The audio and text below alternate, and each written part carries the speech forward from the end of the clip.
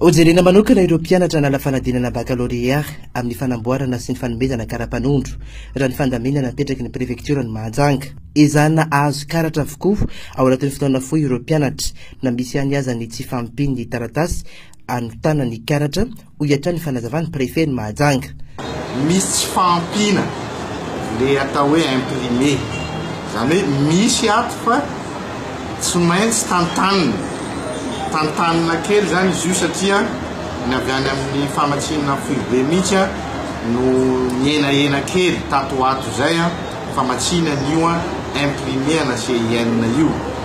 Ary raha manahy anareo manontany hoe manahoana ireo mpianatra ary efa izay mihitsy no ezaka natao teto anivon'ny préfecture teto district Mahajanga voalohany namena natao hoe lara-pahamena zany ho an'ny mpianatra no fanadinana.